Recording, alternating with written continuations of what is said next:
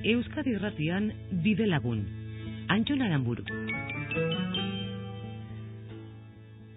Enpresa gizon bat, esango du norbaitek, debagoiginekoa baldin bada batik bat, politikari ohia gehitu lezake besteren batek, azken urteotako euskal politikaren jarraitzaile izan bada, eta azkenik hezkuntza mundutik urrutira gabe, gaur behintzat, kultur munduan dabilen gizona dela, esango digu edozein herritar jakitunek. Kontua behintzat, nortasunagiri moduan hiru ezaugarri horietxek berekin dituen solaskidea dugula gaur gurekin, Xabi Arretegi jauna. Gabon daizula eta ongi etorri. Eskerrik asko.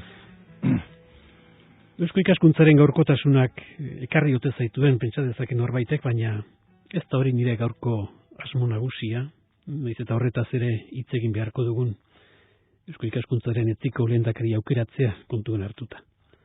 Baina esan bezala hori baino areago, Javi Arretegiren izaera pertsonal eta bizi esperientzia bildu nahiko nuke. Bere aberastasunean esan beharko dut. Ez dakit Javier, ala Javier esan behar dudan. Ni Javier gabitzen normalean, baina euskera zitzitu nien Javier normala da. Bietan erailik. Bietara. Hori, esan dakoa Javier, zure hortikonako, nortasun ekarri aberatxori, enpresa gizon, politikari hoi, eta kultur munduko ekintzailezaren aldetik. Dena dela, betiko moduan, gizon lasai, patxaratsu, jaun prestu bat, nire aurrean, zeure 78 urtetan, Javier. Hau da, jubilatu eta gero, teorian bintzat. Bai, ni 75 urtekin, oitxura den bezala, arrasaten jubilatu nintzen, eta gero eskatu zidaten olako kolaborazio bat Eusko ikaskuntzakin, ikusi nuen merezi duela proiektuak, Euskal Herrian zerekin handia daukala egiteko honek Eusko ikaskuntzak, eta prestatu nuen neure borondatea lan hori egiteko. Hala ere, 78 urte bakarrik, oraindik zenbat dira gaur 78 urte? Lan asko egin da gero nahiko die, pixatu egiten du, 78 urte astuna die.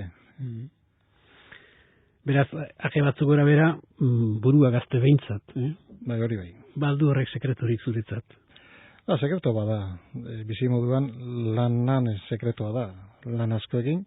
Eta gehien bat gainera, ez bakarrik lan egin, tokatu izan aldatzea lana, zarritan. Hezkuntza mundutik industriara, industria mundutik ez dakit beste leku batera, arrantzara, nekazaritzara, eta aldaketa horiek betik ekartzen dagoelako berriztapen bat, utzetik hasi beharra, eta hori oso aberatza da persona baten dako. Edo zein moduz, pertsona gaztea lazarra izan, beti esaten dena, gizon edo emakume berdin dio, gizon okupatua gauza derra da. Beti zereginen bat esku hartzean. Hori da hemen gauzarik ederrenetako bat, bat norbere apurra inori eskaintzeko moduan baldin bada. Hori da, nik ez dut ulertzen bizi modua ezer egin gabe, ez da nire helburua zerbait egiten egon da. Da gainera egiten edozuna gustora egin. Ez bakarrik lana bezala hartu, baizik afizioa bezala eta borondatez gustora egiteko lana, ilusioa egin egiteko lana. Izango da orduan inbidia pixke bat izunik inguruan? Ez dakit. Nik ez dut inbidiatzeko da nik lania jarraitzea, baina bai, izan daike. Ez dakit azerrerik izan oiden auzo herri moduan, Bergarar eta Arrasatearen artean, zurekan behintzat biek elkar hartzen dutela esan behar, Bergarar izateak eta Arrasateara izateak. Bai, ni Bergaratarra naiz. Han jaio nintzen, hando eskat mutikotako lagun guztiek, eta hori ez da galtzen. Naiz da 1000 urte pasa, hori bekotzaren bihotzen barruan dago. Gero arrasatuen izan nintzen oso gustora proiektu baten araberan, kooperatiben proiektuan, eta kooperatiben proiektuan eskola politeknika barruan. Eta lan egin dut oso gustora eta oso ondo. Nik esango nuke, naizela bergatarra bihotzez da jaiotzez da netik, baina arrasaterra bietan kokatuta, bia naiz, bergatarra eta arrasaterra bia batera.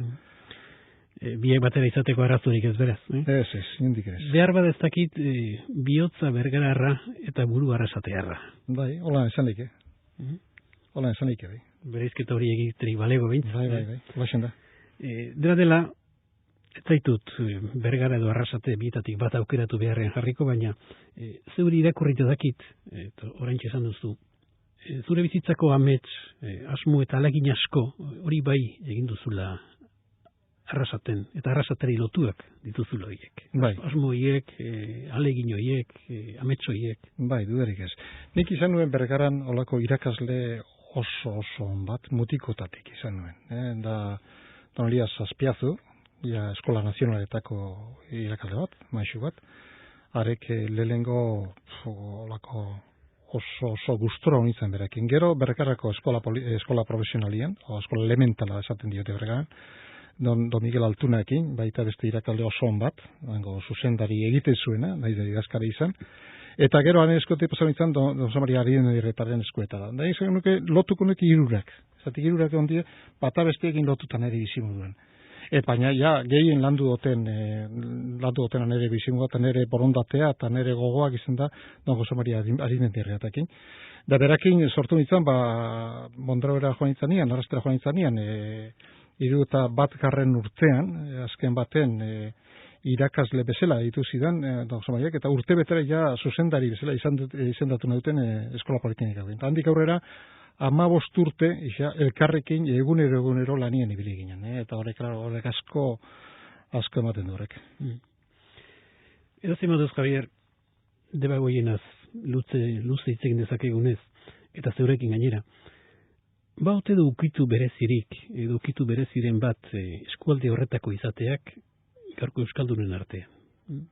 Euskaldun izateko modu bereziren bat behar bada, debagoieneko izatea. Nik uste du baietz. Debagoieneko golako zentzun praktiko berezia duk. Berezia, zentzun praktiko bat. Gero baita ere kidetasuna, o kooperatibismoa, o kooperazioa, ez dakit kidetasuna ere bai. Eta gero dauke karakteristika berezi bat, gehien bat arrasatarrak. Oso zabala direla. Esan biruden gauzak arpegira esaten dituzte, eta horre oso erreza da konpontzea, zatik eztabaidak hitz egin da konpontzen die, eta gero gainera olako elkar lan baterako beti pres daude jendearekin. Nik uste nabari dut, Arrasaten olako sentimentu berezi bat eta ez dakit, gustora aurkitu nahi zena. Da ni bergatarra izan ez, bergatarra beste espiritu baduku bergatarra, baina Mondragon oso gustora egon naiz benetan, dalako zentzun berezi baduke Arrasterrak. Bergatarrak bergarakuak. Bergarakuak. Bueno, Arrastan esan dute bi bergarakuak, batzu bergarakuak eta beste batzu bergatarrak. Ez da gizertan bere izten dien, baina azken baten biak erabiltzen die bai. Dena dela, gure hiriburuak alde batera utzita, eta lehen aipatzen gendun kontu horretaz, nahikoa gune berezia bada, bere berezko enpresa, teknologi eta kultura ezaugarriekin, eta bere proiektzio partikular horrekin, bada nahikoa gune berezia debagoien eskualdea. Badurako xe da karpen berezi bat. Bai, baduko bai. Azken baten ikusten horrek egin duela kooperatio, Don Jose Mariaren zeregina importantea izan da horre. Osatik egon da urte askotan, jente asko ezituak izan dien Don Jose Marian ikuspegitik eta eskola politeknikatik, eta horrek sortu du olako gizarte berezi bat. Eta horrek gainera ez da bakarrik Arrasaterako debagoienerako. Nik uste azkenian Euskadi guztian zabaldu duela ikuspegi berezi bat, eta ez dakitzen zela esan, baina hor garatu dien gai asko Euskadiko enpresa askotan aplikatu die gero. O bertako jentien bertan lanien ibilidan jendia gero paratu dalako beste enpresa bat eruan dituelako, edo bestela azken batean arrakasta handia izan duelako, eta jendeak hori ikasi duelako. Baina bai, garantzi handia izan du Euskadi osoan, nik uste dut deba garaiko debagoieneko ekintzak izan ditu. Eman da, zabaltzazu, bai. Paradigma garbi bat. Gatozen Javier zure gaztetako urteietara, eta pixka bat, gaurko debagoien eskualdea bere nortasun propioaz jabetzen hasi zen urteietara. 17 bat urte izango zenituen, ingenieritza teknikoa amaitu eta lanean, edo lanbidean hasi zinenean, ze munduren aurrean aurkitu zineten zu, eta zu bezala gainerako orduko gazteak. Zune etorkizunean pentsatzen hasi eta ze ideia eta ze balore aurrekusi zenituzten, gerora lortu izan den hori lortzeko. Nik 17 urtekin bukatu nuen lanbide heziketa. Ez ingenieria, lanbide heziketa Bergarako eskolan, elementalean. Da lanian hasi nintzen. Lanian hasi nintzen elektrizista bezala, lehenengo zerrajean, da gero laminazioko arduradun bezala. Hasi nintzen lanian. Baina lanian hasita gero hasi nintzen estudiatzen ingenieria peritagia. Peritagia zan. Baina ja zan lanakin batera alkartuta. Lana eta estudioak. Oso gogorra zan, zati 5 urteko estudia ziren, eta lanian ja errelegoan egin lanian, ja 6 egun astean, 6 egun, goizetik, atzaltik eta gabaz errelegoan. Da bitartean, arrastera joan da estudiatzen de bai. Oso bide gogorra zan, eta bide gogorra hori plantatu zanean, azken baten plantatu ginen gure barruan, zertarako hori dena. Zuaz hori dena zertarako. Zer gure helburua zein da. Norbera aberaztu, norberandako lanekin, o gizartearen alde lanekin. Eta sortu zen, da Jose Maria Alimentarita inguan dalako giro bat, gizartearen alde lan egin dezala. Eta gure helburu guztia planteatugu, estudiatu zertarako. Preste egoteko gizartearen alde lan egiteko. Eta gero, guk han ikasi ginoen, eta horrek sentimentu horre guztiak hartu eta gero, saiatu ginen baita ere hezkuntza munduan zabaltzeko posibilitate berdinak gizarte guztiari. Orduan jente gitxik estudiatu leikien eta Mondragoko Eskola Politeknikaren bitartez egin zabaldu zenbait agente gehiago prestatu goi mailarako gizartea aurrera ateratzeko eta ez persona aberatzak izateko gizarte pobre baten. Azken batean hori izan guretako helburu nagusiena. Da hori sentimentu horre guztiak guk barneratuta zegoen barru-barrurainok. Eta zegoen guretako lako misio bat bezala bizimoduan, azken baten zertarako egiten ari ginen esforzo guztia. Eta hori nizan da 17-18 urtekin hori zegoen oso garbi gure buruan. Kuriosua da, mugimendu hura hasitzen dutenon artean nola sortzen den behin eta berriz misio hitza. Zurekin eta beste hainbatekin beti misio hitza ateratzen zaizue.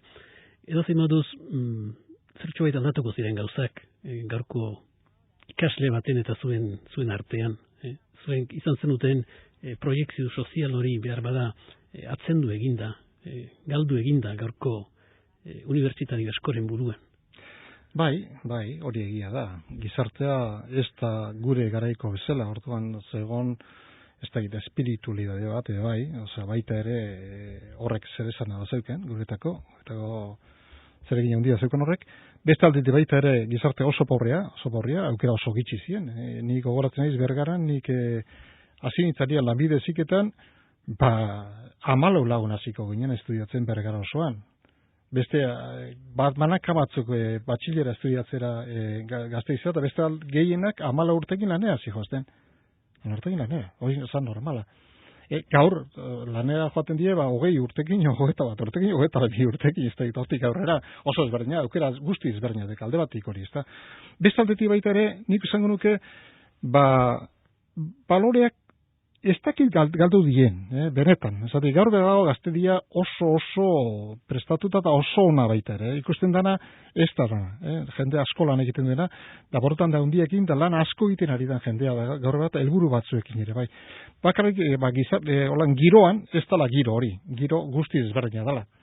Giro da, baikotzen norberan dako egin, eta gainera, oporrak aldanik eta gehien, bizi aldanik eta onduen, eta lanik aldanik eta gutxien, hori izan lehik edala. Baina ez da guztiz hori, hori bizimodu errezagoa da oin, baina ez da gaurko gaztedien badago jente oso ona, oso ondo preparatua, eta gainera gogor ari dena gizarta eta aurrera ateratzeko. Bi hitzetan esan beharko dut, baina nola definitiko zenuke, Javier, bi hitzetan, Don Jose Maria Arizmendi herrita eta haren egitasmo edo proiektua? Zer egin zuen gizonak? Nik zango nuke sinistu personarengan. Personan sinistu.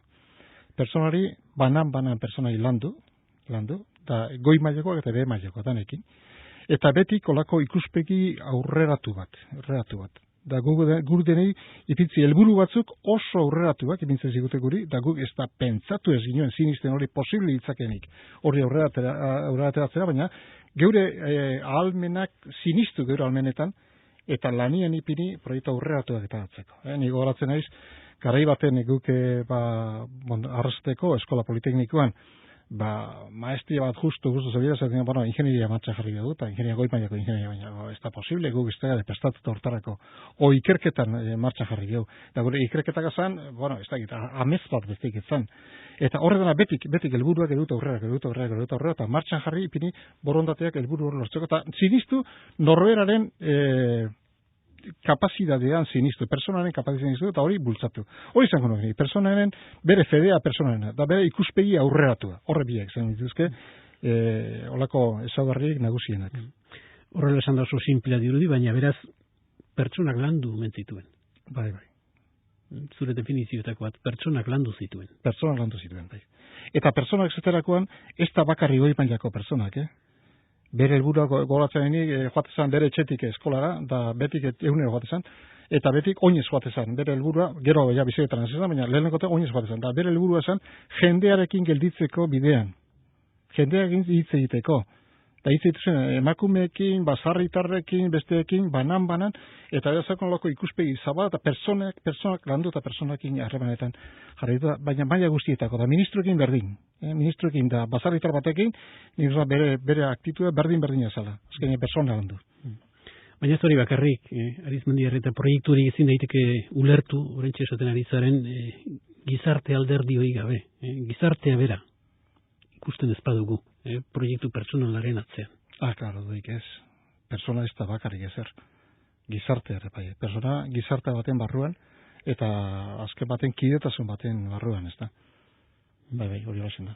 Proiektu pertsonalik ez, proiektu sozial eta kolektiborik gabe. Soziala, bai. Personan sinistutan, ja, proiektu sozial baten, bai. Dena dela, Javier, filosofia personalista honen barruan, badela uste dut oso kontuan hartzeko beste elementu bat, giltzarri den ideia berau ere, askatasunez pentsatzea.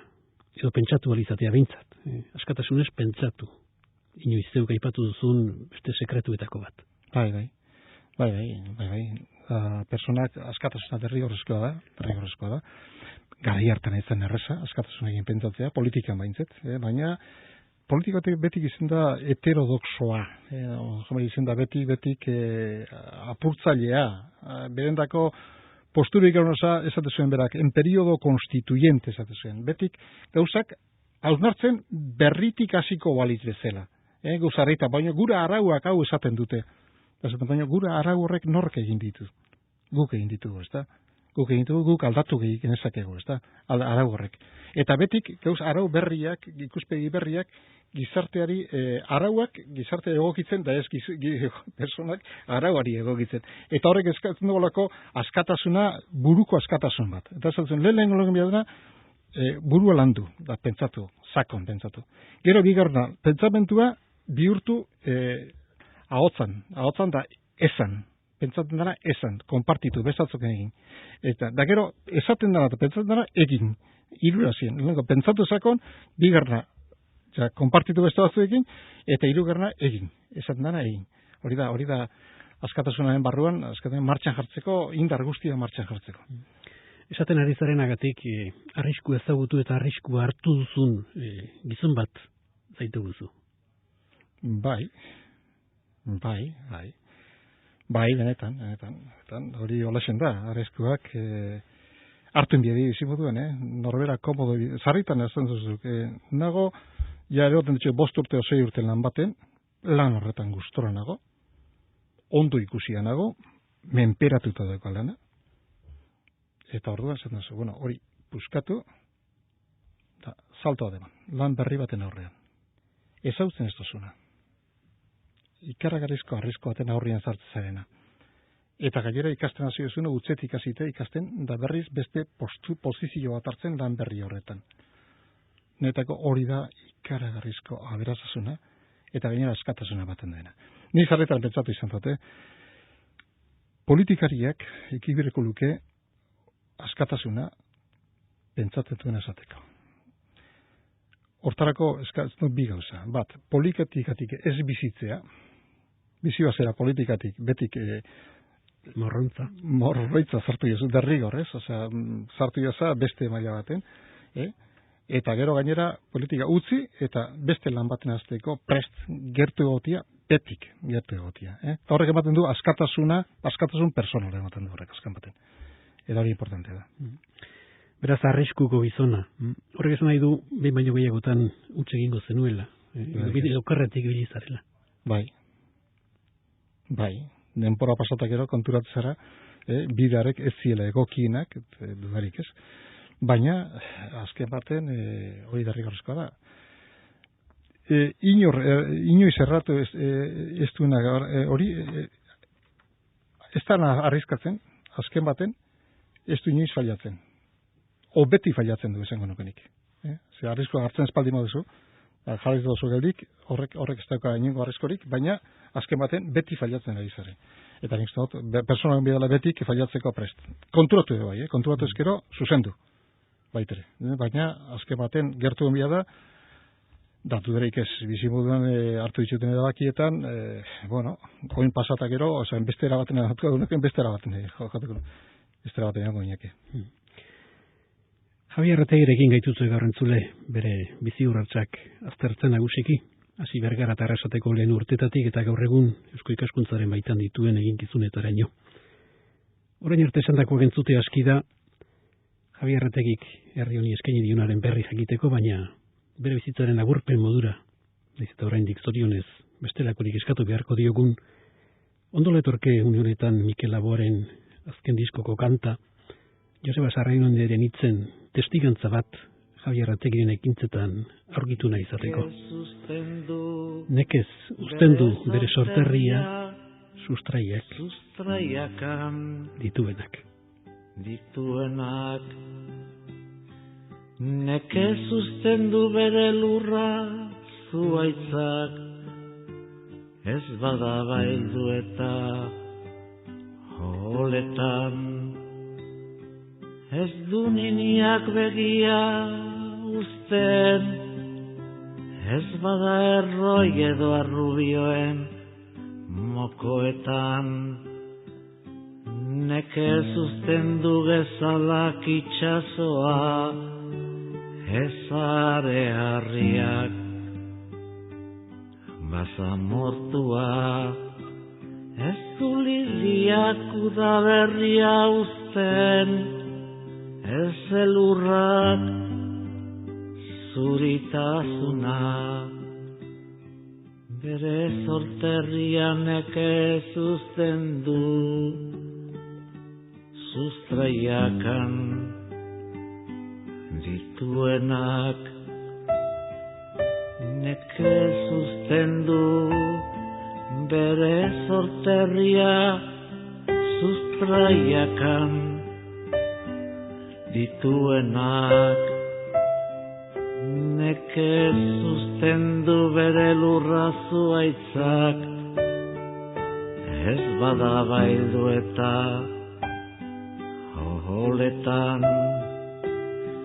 Ez du niniak begia uzten, ez bada erroi edo arrubioen mokoetan.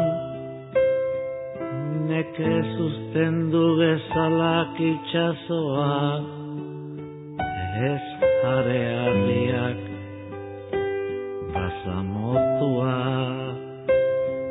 Ez du liliak udaberria uzten, ez elurrak zuritasuna. Bere sorterrian nekez uzten du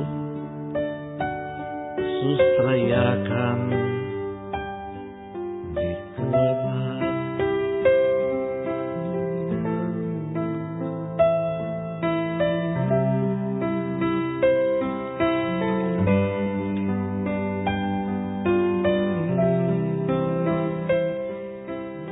Horretxegatik hain zuzen ere, bere sorterria nekez uzten duelako sustraiakan dituenak jarraitzen dugu gaur Javier Arretegirekin hizketan hementxe, Bidelagun saioan.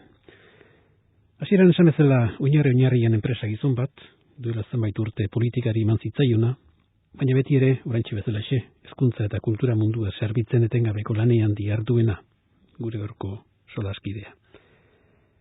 Ez dakitzen bateraino izan daitezkeen bateragarri hiru munduok, baina zeuk esan behar ba, Javier, nola uztartu ahal izan dituzun zure bizitzan enpresa politika eta hezkuntza eta kultura mundua? Javier Erretegi izanik beti ere jakina.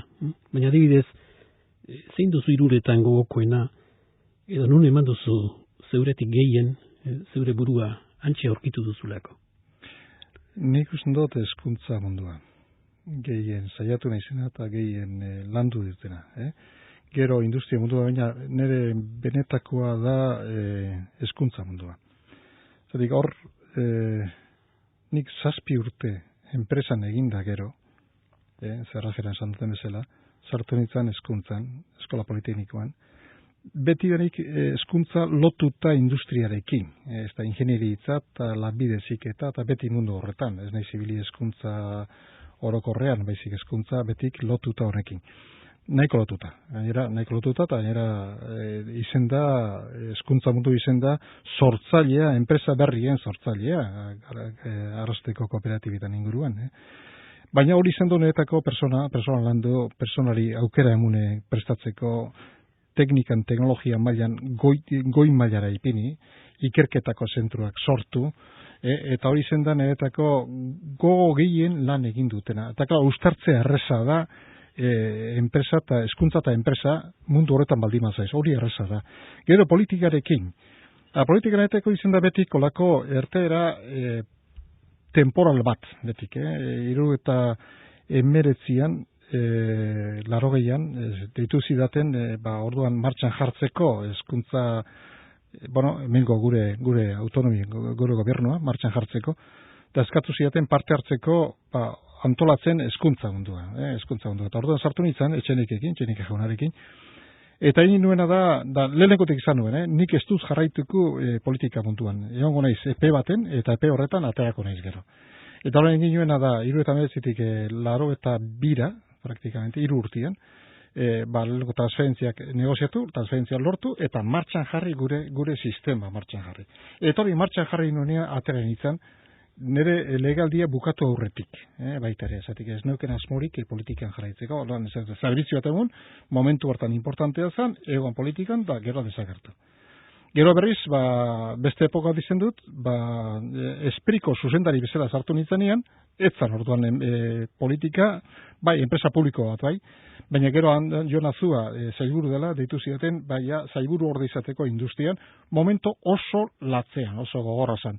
92garren da 93garren urteko urtia zen, oso gogorra, osako aldaketa hundiak enpresa barruan, eta han sartu nintzen berri, hori laguntzeko, martxan jartzeko epokartan, eta gero sailburu egon nintzen, sailburu katu nien, 89an, berri bat nintzen berri do enpresa mundura, o kooperatiba mundura. Betik izan da nire, politika izan da, olako irtera puntual batzuk, gero itxultzeko berriz neure mundura, eta neure mundu izan da, gehien bat hezkuntza eta hezkuntza lotuta, industriaekin lotuta. Ez enpresa bezain mundu garbia behintzat politika, ez da? Ez oso desberdina da, guzti desberdina da. Enpresako arauak eta gure gizarteako arauak politikan ez dute balia. Ez dute balia. Beste giro bada, beste parametro batzu dira. Eta hortarako izen da politikaria, eta hortarako izen da mundu hortan oitxuta dagoena.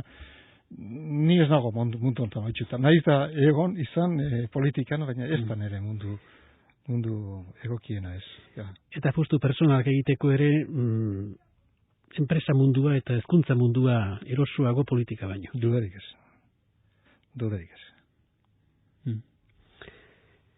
Eman dezaiogun enpresa munduari begiratu azkar bat. Arrasateko kooperatiba mugimendutik haratago, nola ikusten duzu gure enpresa mundua, gaurko erronka teknologiko eta gaurko inguru lehiakorrari erantzun bat emateko orduan. Zertan dira gure ahalmen eta gaitasunak enpresa munduan? Hori izatea dela, holako egoera nahiko konprometituen gaudela, momentu enten. Zatik, egin duguna da, 90garreko hamarkadan, egin da ikarregarrizko aldaketa egin da. Enpresa zarrak desagertu die, enpresa bertia sortu die, kudeaketako sistema berriak martxan jarri die, lehengoak bastartuta, eta nik uste nahiko ondo erantzun duela Euskal Herriko enpresak erronka horri. Baina hori beste giro baten gaude, beste mundu baten gaude momentu honetan.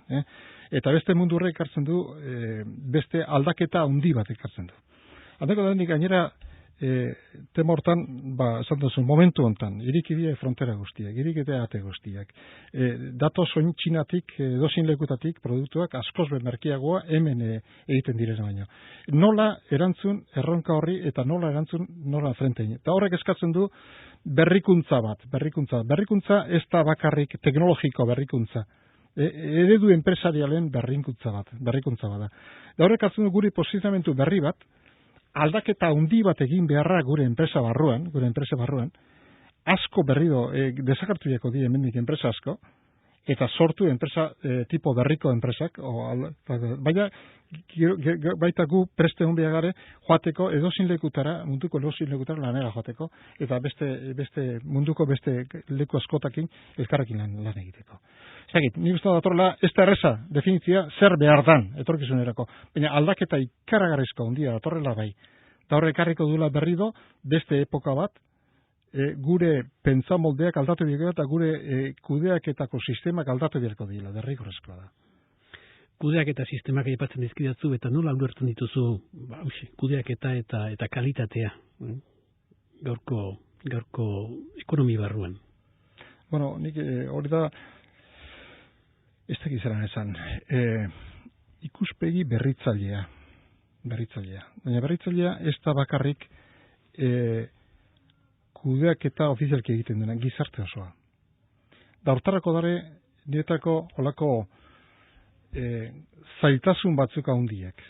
Baina gizarte osoa da, ez bakarrik enpresa, sindikatuak, gure udaletxeak, gure gizarteko, gure hezkuntza sistema, eta niztot danak aldatu biharra daugula danak. Eta hortarako dago oso zaila direna, gure sistema dugu ja kristalizatuta da ditugu, funtzionaria dago sistema, gure ziurtasuna, nahi dugu ziur egotia, lanpostu baten, da ziurta betirako, betik, eta gauza leku berdinean, hori zinezkoa da. Prestatu gure burua aldatzeko, gertu egoteko betik. Berriz azteko, berriz gauza berrietan, eta gure bultua aldatzeko, eta aldaketa hartu oportunidade bezala, ez amenaza bezala, oportunidade bezala aldaketa. Horrek eskatzen du gizartearen aldaketa, gizarte osoaren aldaketa, pentsamolderen aldaketa. Enpresak, segurutik, erantzun dute bizkor. Zatik, enpresa duke dinamika ekonomiko bat. Diru gatzen azte maldi badie, aldatingo dute, eta aldatuko dute bizkor gainera, eta gainera moldatuko die segituen. Baina enpresa moldatzen dien bezala, beste erakunde batzuk ez dien moldatuko. Ez daukelako, dinamismo hori ez daukelako. Universitatea adibidez. Zeinek aldatuko da universitatea. Dakuzun sistema guztia ikusita, horreko lotura ikarragarria dara, eta horrek aldatu beharra dauka. Ez dakit, nik uste dut gizarte osoak jarri bidala beste postura berri baten, eta hori ez darraz. Ideologia kooperatibistaren ikuspegitik bereziki, atzerrira jo behar aldugu enpresa berriak sortzera, ala kanpotik datozenei alik eta harrerarik onena egiten saiatu. Hori, kanpo da harrerarik aldarik eta onena egun behar da, hori dudaik ez. Hortan klaru daukanik. Gure gizartea, gizarte zabal bada, eta gizartean solidarioa. Zarritan, Euskaldunak irten izanga mundu guztian, da izan dugu harrera oso ona mundu guztian. Kanpotik datozena, onartu behar ditugu, guretako aberastasuna da, eta gurekin egotia oso garrantzitsua da, hori bat, zango nuke. Kanpora joatea, derrigorrezkoa da. Nik daukat familitarteko bat, kanpoan, ondo ezagutzen dut, kanpoko enpresa bateko arduradun dago. Eta ezagutzen dut, horko zer pasen dago, beste mundu baten da bilanian, beste mundu oso desberdin baten. Da guk arekin konbetitzeko eta lehiakortasun batean sartzeko arekin, ez terreza, hori aldatu bio derrigorrez. Kooperatibismoa kontutan hartuz, ez dakik gure eredu hau esportatzeko modukoa genuken, besteri eskaintzeko modukoa, orain arte munduaren aurrean agertzeko balio izan digu behintzat. Bai, ez da erreza, esportatzea ez da erreza, zatik ekartzen du horrek hezkuntza prozeso bat ekartzen du, persona lehenengo prestatu dira hortarako, persona espaldi dago prestatuta, ez da erreza. Baina kooperatibismoa dituen arau asko eta gauza asko ustut posible dela beste leku batzuetan sartzea. Naiz da kooperatibera deitu ez dauka horrek zer ikusirik, baina bai, gauza asko personalen parte hartzea, persona ekonomikoa parte hartzea baita, ez bakarrik persona parte kudeaketan o gestioan, baizik ekonomikamente bai, eta horrek ekartzen du, nik uste dut derrigorrezkoa dela, kooperatizmoa gaur daukan erronkai nagusiena da, zelan gure prinsipioko gure arauak eta gure normak eta gure bihotza kooperatiba izan da bezala, zelan sartu beste herrialde batzuetan, da beste giro batzuetan. Da hori ez da erresa esatea, ez da posible, eta ningo du kapitalismoa. Hori ez da posible, Ez dator bat guk pentsatzen dugunekin. Ez dator bat. Eta hori derrigor sekarri du, baina moldatu bia da, hango geroa moldatu bia da, gudekun prinsipio horietara. Naiz da formulak desberdinak izan. Eta hori posible da. Hor dago aldaketa handi bat, kooperatizmoak egin beharko duguna, gero eta gehiago kanpora daia, eta gero eta gehiago enbiak ordu, olako aldaketa handi batzuk hango sistemetan.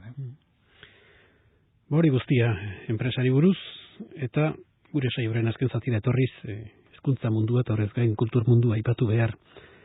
Hezkuntzari dagokionez, esan duguna, Mondragon Unibertsitateko erretoritzan azaitugu, etorkizuneko arlotzat, gure herriaren etorkizuneko arlotzat jo izan duzuzu beti hezkuntza mundua, eta horren barruan bereziki unibertsitari gazten prestakuntza. Hori da gure etorkizuneko arlo nagusia. Bai. Hor, ni erretora nengoala, ipinin joan martxan proiektu bat arrasteko Mondragon Unibertsitatean, zan Mendeberri, deitu ginen, Mendeberri. Mendibre da proiektu bat, 8 urteko proiektu bat zen, 2008 urteko planteamendu bat. Da, eskatzen du aldaketa handi bat hezkuntzaren modeloa, aldaketa handi bat. Ez bakarrik lantzeko ezauerak, gaitasunak eta borondatea lantzeko ikaslena. Ikaragarrizko diferentzia dago, ikasle bat, baldin badago, motivatuta bere ikasketekin, jakinean nor daian, zerta daian, da gainera daukada ahalmena berak erabakitzeko bere ikasketak, berak parte hartzeko sakonian, eta hor lantzeko beste talde baten ikasteko, hor dauka ikaragarrizko diferentzia. Hasi da, egin zan azkeneko 4 urte, 5 urte die, hortan lanian ari direna, jarri dire printzipio guztiak, ipini lehenengo urratsak eman die, eta gainera egin dela da beste unibertsitate batzukin oso aurrerako jakin, dago Albur, Maastricht, gero hemen Europan, gero dago Ameriketan Monterreyko unibertsitatearekin, dolako talde bat sortu dute, hezkuntza eredua aldatzeko, unibertsiteko eredua aldatzeko. Da horrek hartzen du ikaslearen parte hartze zabal bat. Zaila da aldatzea irakasleentzatea, bai, zatik irakasleentzatea aldatu behar du bere postura. Izen beharrean, bera dara azken baten bideratzen duena da esaten duena zer egin behar dan hezkuntza mailan, bere klasean. Azken baten ikasleekin batera lan egin behar du proiektu aurreratu batzuetan, da bera jartzen da ikasleen mailan. Eta ikasleen laguntzaile bezala proiektu berezietan. Eta horre dakar, olako aldaketa izugarria, baina netako zertarako da, lantzeko, azken baten personaren gaitasunak, ez bakarrik ezauera, baizik gaitasunak, azken baten, laiokartasuna, eta hor bada beste gaitasuna asko da personarenak, hezkuntza lantzen ez dituenak, eta baloreak, lantzeko balorea baitere. Baloreak espaldi badire sartzen gure hezkuntza moduan, da gure gaitasuna sartzen espaldi badire, eta ezauerei bakarrik ematen garantzia, gaizki abiz, hezkuntza eredua gaizki dago. Eta horrek ez dakit hondikan zen modelotara erungo gaitun, baina derrigorezkoa da balore lantzea gure ikasleekin, gaitasuna lantzea gure ikasleekin, eta ezaguerak ere bai, baina horrek hirurak bilduta eskatzen du ikasleak parte zabal bat hartzea bere hezkuntzan sisteman. Da horrek harriko du aldaketa bat. Hortan nik fede handia daukat. Ondo egiten baldin bada, iraultza bada. Gaizki egiten baldin bada, txapuza bat izan leke. Baina nik hor zaitu berko binakela, lehenengo ez sistema guztia aldatuz guztiz golpera, baizik esperientzian bitartez horrek lantzen hasi, eta poliki hemendik 10 urtera, 12 urtera, zeurutik atarako da beste hezkuntza modelo bat, nahiz da goitik gabetik gobera aldatu bari, baizik poliki aldatzen joan da. Eta horren beharko inuke olako saio berezi bat, olako esforzo berezi bat, gure sistema aldatzeko. Eta horrek ekarriko du gure gizartearen aldaketa. Azken batean, gizartea baloreekin daudena, gizartea gaitasun landintxuena, eta gizartea beste hongo dena aldaketa guztien aurrian. Ezagupenak, gaitasunak eta borondatea, hori pertsonentzat eta gizartearentzat azken batean. Azkenik, Javier, gure saioa maitze aldera, zure gargorko mundua, kulturaren mundua eta bereziki Eusko Ikaskuntza Sociedad de Estudios Baskos deritzen elkartearen baitako zure lan eta egitasmoak. Ez dut esango iraungitze da atarik duenik kulturak, baina bai, honetan ere, etengabe ari direla berritzen eta aldatzen gure gaurko kultur parametroak globalizazioaren eraginpean. Zen izan daiteke gure kasuan erretxiki baten kulturak etorkizunaren aldeko apustu egin beharreta. Kultura horrek ezarri beharreko oinarri minimoa. Gizarte bezala, euskal gizarte bezala, zein da gure gaurko oinarrizko erronka, kultura munduko erronka. Ez da reza hori entzutia, ez da baper erreza hori entzutia. Izango nire alde batik, lehenengo gure nortasuna landu behar dugula. Gure nortasuna hizkuntza dudarik gabe, euskera landu behar da, eta euskera egin behar dugu gure hizkuntza gizarteko hizkuntza normal bat ezela. Baina ez bakarrik euskera erdera, eta gero inglesa eta frantsesa eta denak landu behar dituko, baina inglesa gutxien ez. Hori bat, alde batetik. Bezaldetik, irikita egon mundu guztiari. Zinik, geure barruan landuta geure barruan, baina irikita mundu guztien harremanetan. Hori da, netako aberaztasuna handia dauka pertsonak kanpora ateratzen direnak, eta egoten dena 3 urte kanpoan lanian o estudiatzen etortzen direnak. Etortzen dira beste ikuspegi batekin. Geure zulotik, geure eguneroko gauzatik gerten, eta ikuspegi zabal batekin, geuria galdu gabe. Geuria oinarri bezala hartuta, baina mundu guzti zabalta. Ez da zer esan, kultura hain zabala da hitz hori, kultura hain potoloa da, netako beste erreza hori definitzia, kultura definitzia. Bueno, bestalde ez da unea ikuspegi edo programa ezberdinak aipatzeko, baina Eusko Ikaskuntzan pentsatzen jarrita, segurazki gaur baino urte, ez da gitu beak esan, urte mamitsuagoak behintzat bai, ezagutu ditugu Eusko Ikaskuntzak euskal gizarteari eskaini beharreko zerbitzuan, 1951ko autonomia estatutu da datorkit, gogora. Baina gaurko kontuetara etorrita, zer dio gaur Eusko Ikaskuntzak bere buruaz? Lehenengo egin duguna dugu, astartu zer izan zen Eusko Ikaskuntza. Da jartzapen zen, da zer izan zen, garai batean. 1918an martxan jarri, hamarkadan, da zein zen, aurreratu da, gure autonomiko lehenengo estatutuak Eusko Ikaskuntza landu zuen. Bueno, ikusten euskera landu dela eta euskaltzen dia martxan jarri zuen.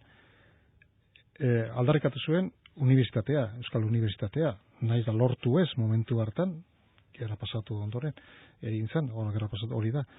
Eta hainpazta gauzetan izan zen aurreratu izan zen. Da, izan zen aurreratu zergaitik izan rate. Ikuste zuelako herriaren utzunak, herri horren utzunak, pertsonak ospetsunak erakartzen zuen Eusko Ikaskuntza temoiek lantzen, eta gero olako kontzientzia zabal bat herrian sortzen zuelako premia horren aurrean. Kontzientzia zabal bat.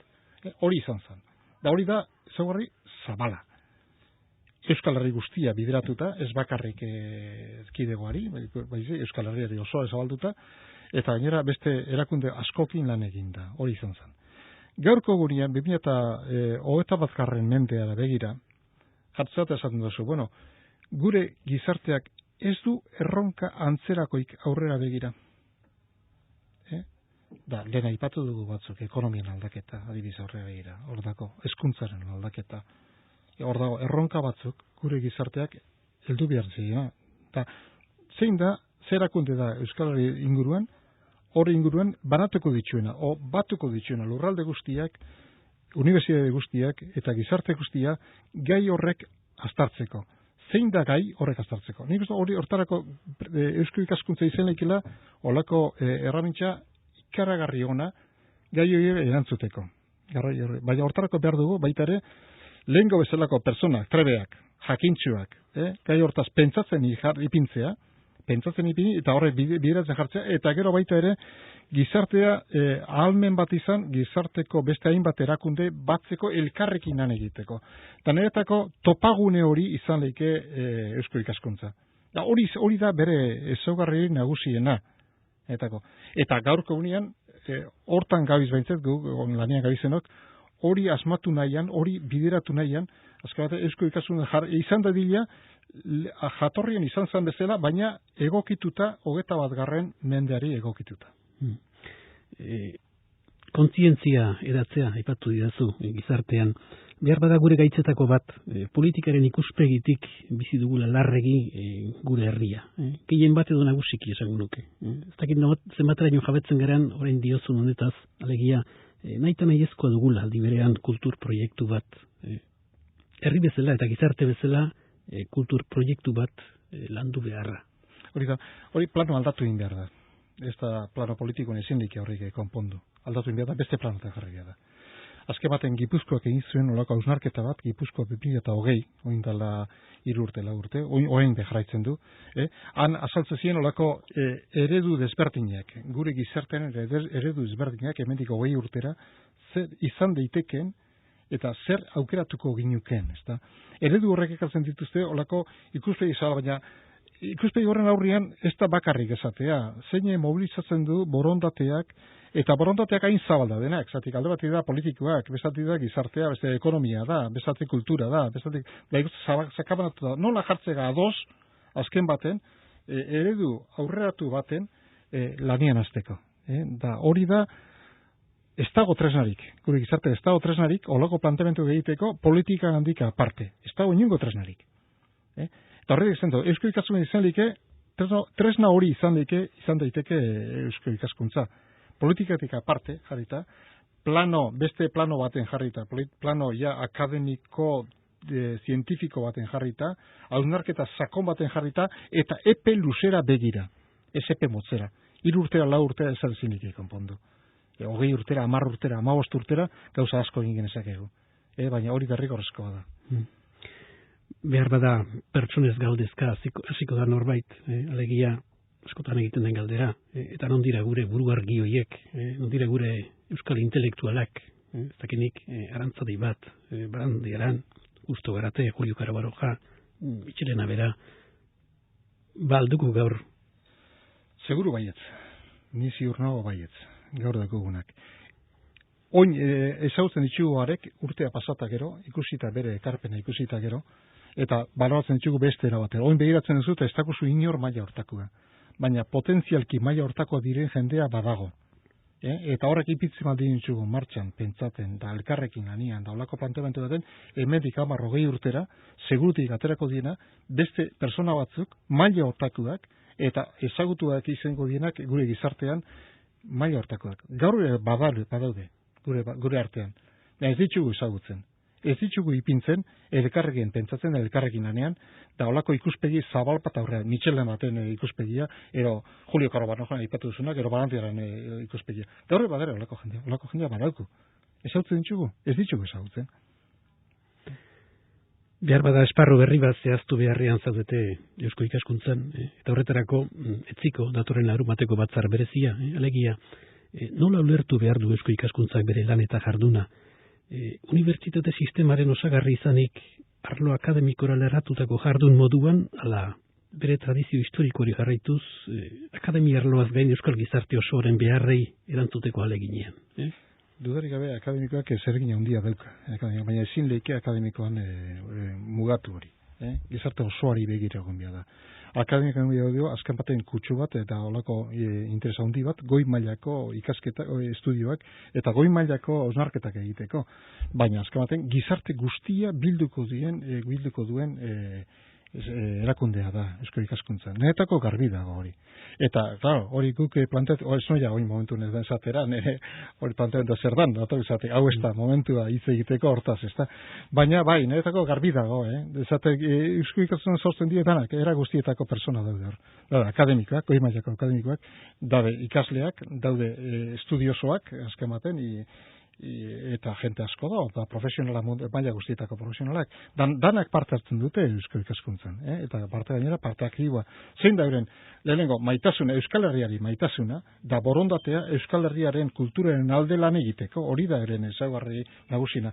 Politikak alde batera utzita, hor da, politika guztietako jentea, honleike, eta da tendentzia guztietako jendea, hori baldin baduke, elkarrekin baldin baduke. Euskal Herriko maitasuna, eta euskal kultura lantzeko gogoa eta asmoa, sakonian antzeko. Eta hor, bildulike, nik zon gizarte osoa, da hori da zereginen, etako, baintzat, euskal ikaskuntzaren zeregina. 21. mende honek, euskal gizartean dituen erronki erantzuteko prest behintzat, eusko ikaskuntza. Hori da. Baipatutako helburu horixe lortzen, Euskal Herrientzat kultura egitasmoa lantzen asmatuko duzuen itxaropenean amaituko dugu elkarrizketa ere. Asmoz eta jakitez aurrera egingo dugun herri bat izan gaitezela beti ere. Javier Arretegi, ez adi horik eta eskerrik asko. Eskerrik asko zai. Nahi duzun arte.